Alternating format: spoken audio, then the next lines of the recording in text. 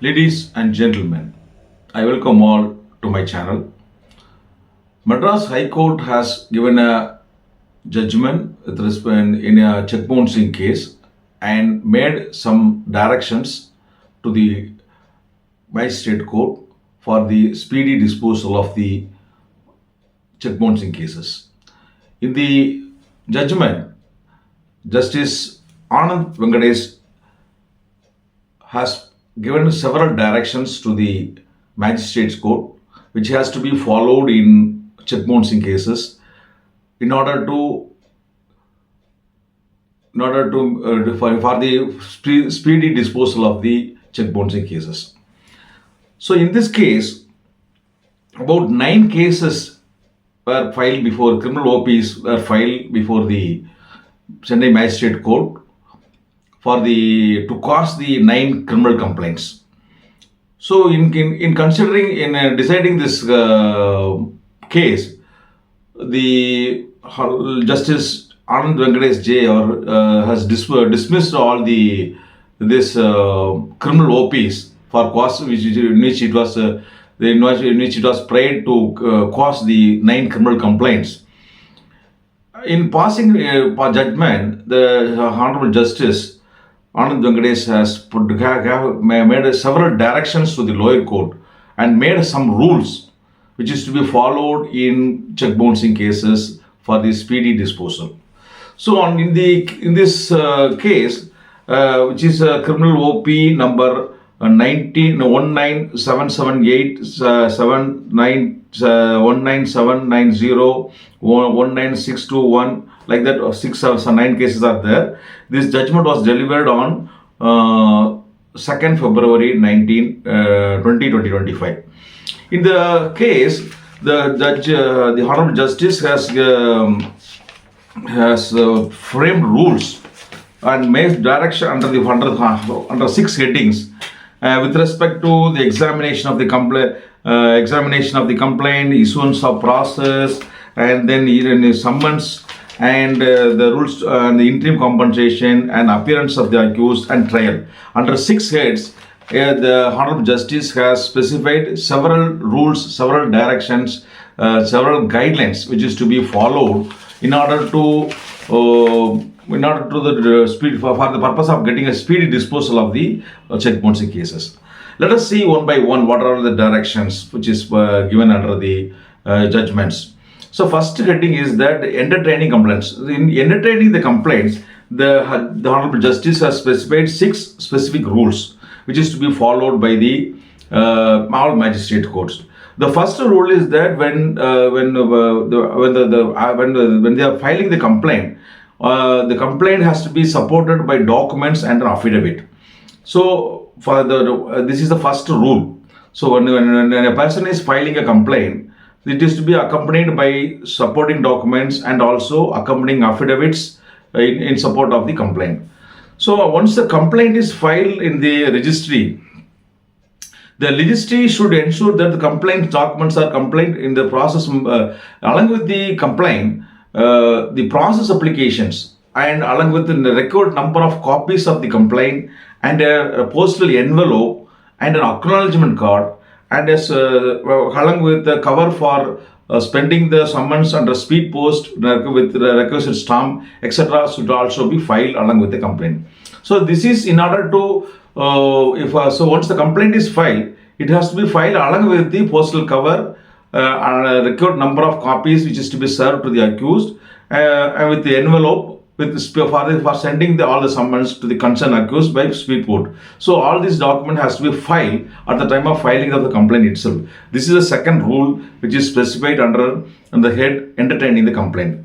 The third rule is that at the time of numbering the complaint, the court directed that the examination of the complaint, they did not go into in detail. So they said that at the stage of numbering the complaint, scrutiny must be limited to the examination whether the complaint is as per the prescribed for with necessary averments to constitute offence. So the court said that the court is not required to conduct revoking inquiry into the any other aspects. So at the time of numbering the complaint, the court or the court officer need not go in detail. So they have to simply see whether the complaints are in order and the record documents are there, record affidavit is not there. Like that, limited scrutiny is sufficient, like what the judge has specified in this order. The fourth rule is that the practice of receiving complaints and adjourning them same for a long time should be stopped. So the judge has said once the case is filed, it has to be checked on the same day itself, or at least it is to be checked on this next day.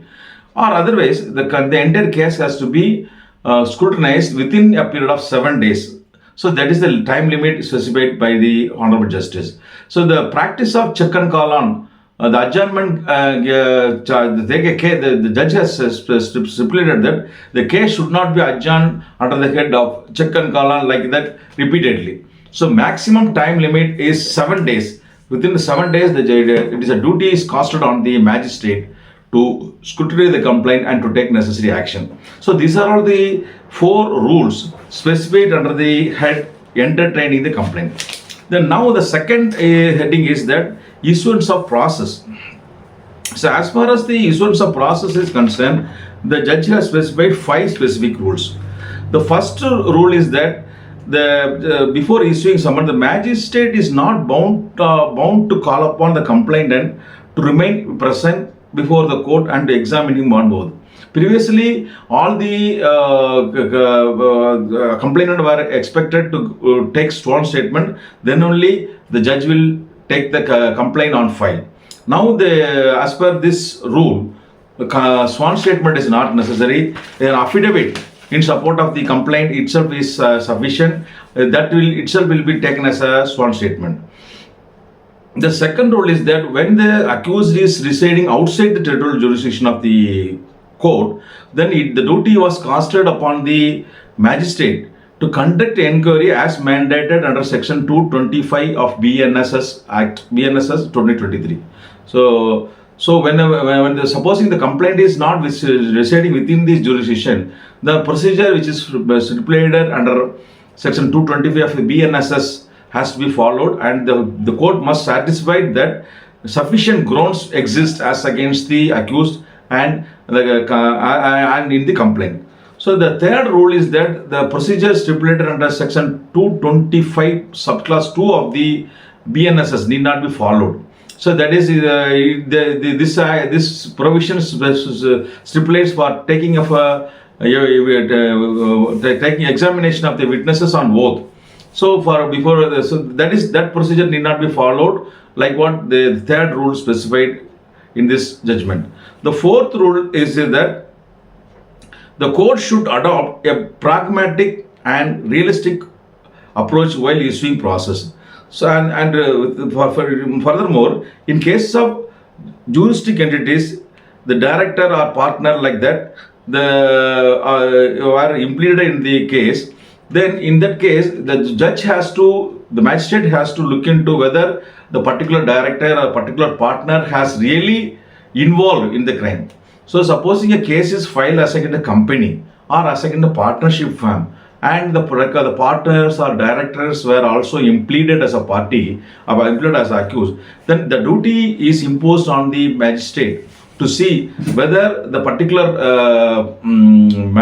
partner or particular director is directly involved and have committed the offence. So that is to be looked into, like what the fourth rule specified in this judgment.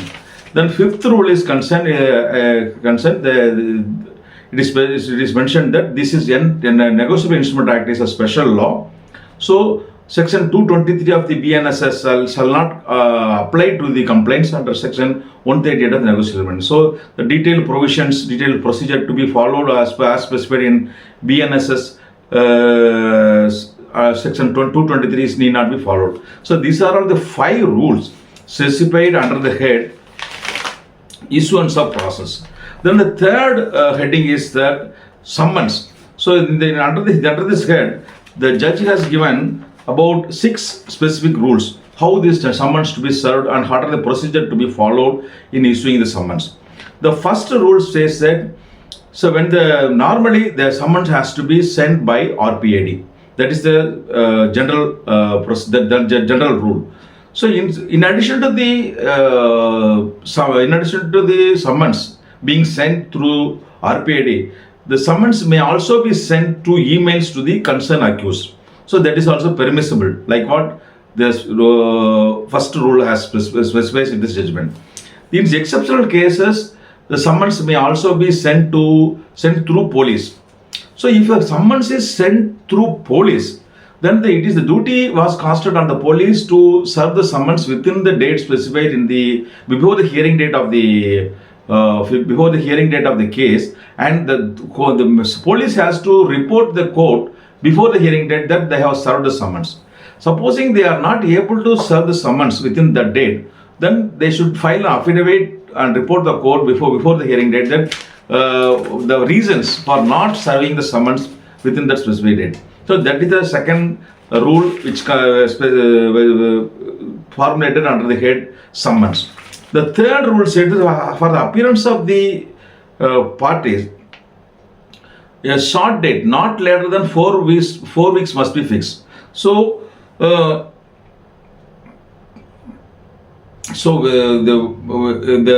case should be should be adjourned within 4 weeks. So 28 days is the time limit fixed by this court for filing a for adjournment. Supposing the case is posted on a particular came to the court on first day, then if the court wanted to adjourn the case due to the non-appearance of the accused, then it has to be adjourned not later than 4 weeks. That means if the case comes on the first day, then it has to be posted any date before 28th of that same month. So the interval should be 28 days. It should not exceed 28 days.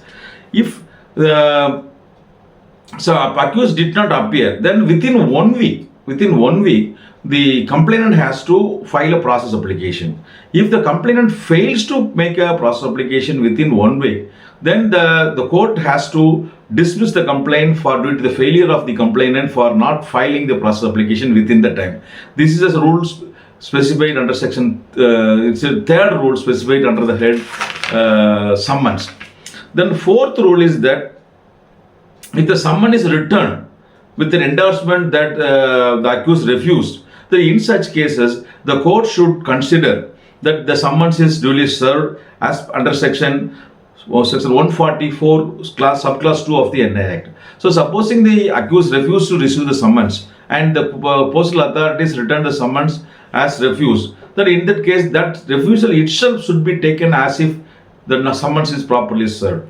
So fifth rule, as far as the fifth rule is concerned, suppose there are several cases. Suppose 5 or 6 cases were filed as against the same accused. Then in that case, some service of summons on one case can be taken as a service of summons on all the cases. So in such cases, the judge has directed the magistrate to tag all the cases as against the accused, which is filed in the same court, and some service of summons on one case should be taken as a service of summons on all cases, and all the cases has to be clubbed and inquiry should be conducted on all cases through a common trial, like what the fifth rule has specified. This is also for the purpose of avoiding the delay and for the purpose of conducting the case in a speedy manner. Then the sixth rule is concerned. It was mentioned that as on the administrative side, the High Court must explore the possibility of extending the N-step facility for the service of summons. So the N-step facilities are already available to the civil service of summons for civil cases. So the same, since the checkpointing case is like more or less a quasi-criminal case, the same facilities, the High Court may extend such type of service of summons to this case also. That was also recommended. So these are all the 6 rules specified under the heading summons. Then the fourth heading is the interim compensation. So as far as the checkbouncing case is concerned, the complainant can also file a petition before the magistrate court to direct the accused to pay interim compensation during the pendency of the check bouncing cases. So this is a new provision which is incorporated in the Negotiable Instrument Act. As far as when the system of petition is filed, what are the procedure to be followed? For that, the judge has stated that the judgment, the directions and guidelines given by the Supreme Court in Rakesh Rajan Srivatsava vs. State of Jharkhand case, which is reported in 2024 4 SEC 419. So that procedure has to be followed. So already the Supreme Court has declared certain guidelines which is to be followed in fixing the interim compensation, how that petition has to be dealt. That was already discussed in this judgment. So that procedure has to be followed, like what the Justice Anand Venkatesan has observed in this judgment. So regarding the what are the guidelines given in this particular judgment, let us see in a separate video.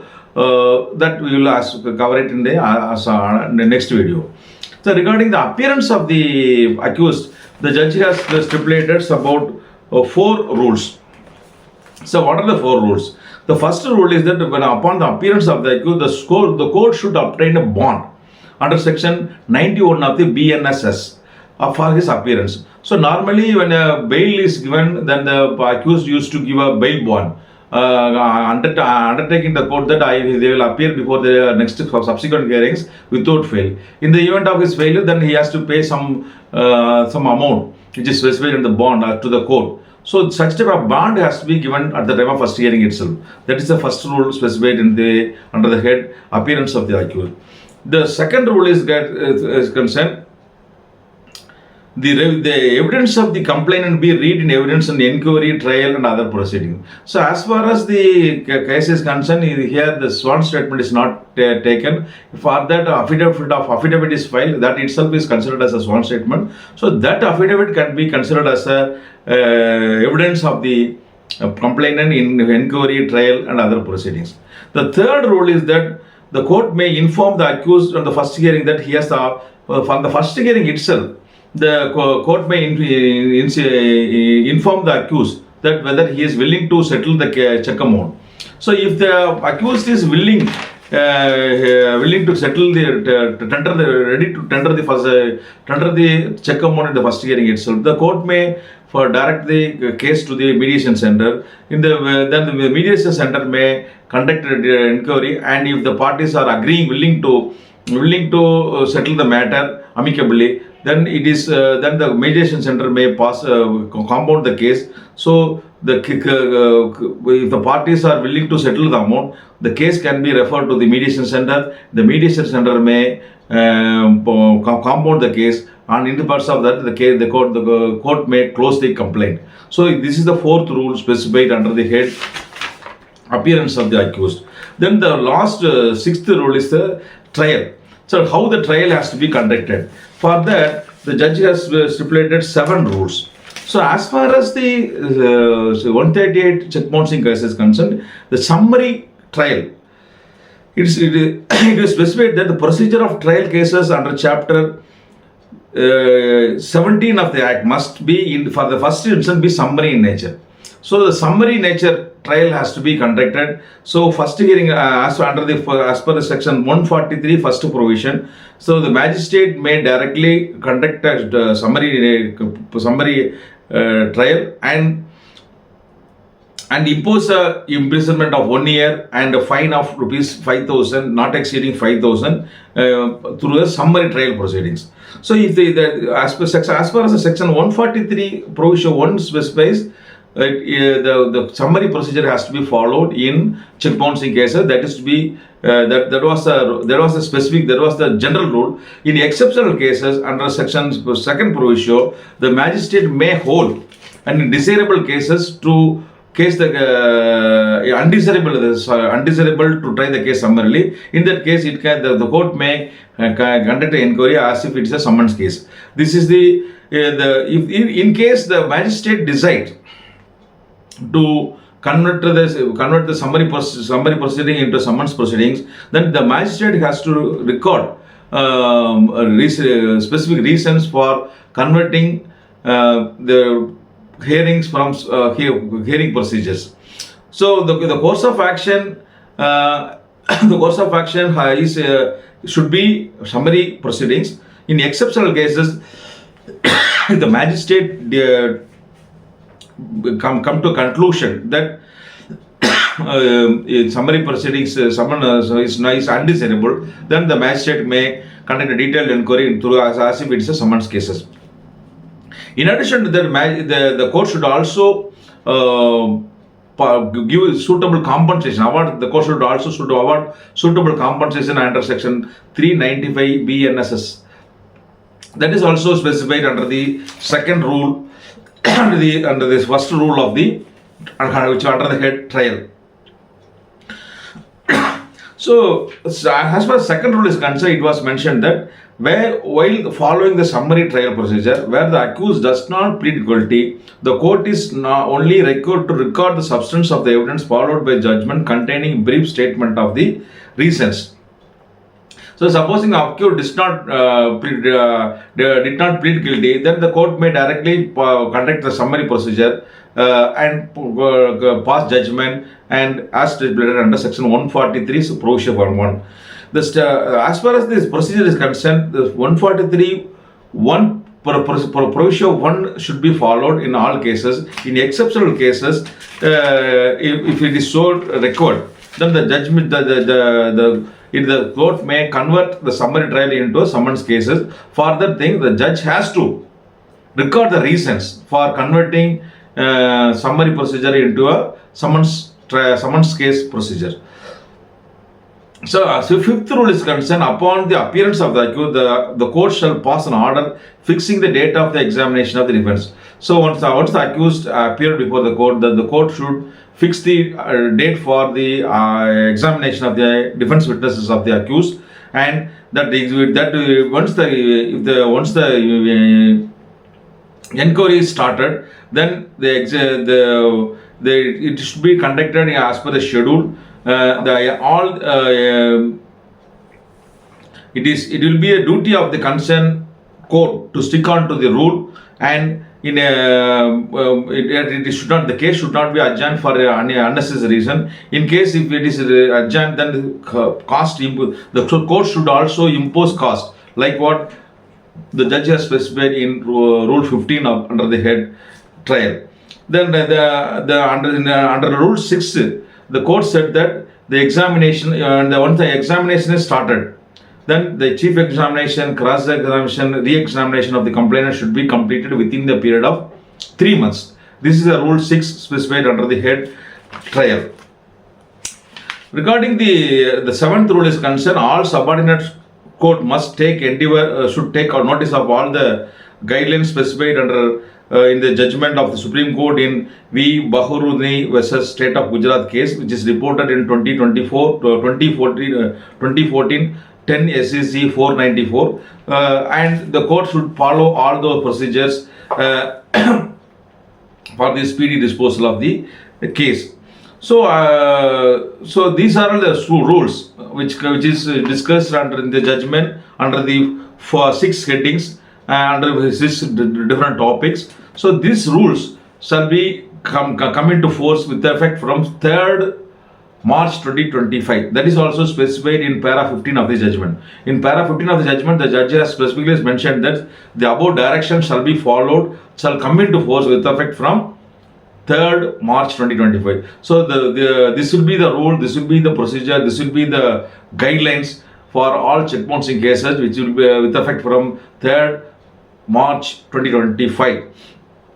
In addition to that, para 16 of the judgment, the judge has specifically directed the registry of the High Court to forward the judgment to all district judges, and the district judges are also called upon to forward the judgment and guidelines to all the magistrate, judicial magistrate, and give a necessary direction to comply these rules with effect from the 3rd March 2025. So these are all the rules, these are the new guidelines, these are all the new procedure which is to be followed by all magistrate court in checkbouncing cases. So if you know these rules, you can make use of that rule. If the court did not follow any one of the rules, you can file a memo and you can take advantage of the any one of the rules or in all of the rules, so that you can conduct a case in a speedy manner and get a easy and you can get a judgment compensation in a speedy manner. This is the judgment. This is the contents which I want, which I have shared through this video. I hope this video will be useful to all persons who have filed a check bouncing cases, or who are going to file a check bouncing cases. So, ladies and gentlemen, you may watch my videos. I have two channels. Razyak Sattam Mariam is a Tamil channel. Razyak Law Tube is an English channel. There are a lot of videos. If you have any doubts with reference to any legal issues, you can click my videos and you can enrich your knowledge. In addition to that, if you have any specific doubts or clarification or legal consultation, you can also contact this cell number. If time so permits, I will try to give you the necessary legal consultation or clear your doubts depending upon my time and availability. I will come again with another topic. Until then, goodbye. Razia Kali.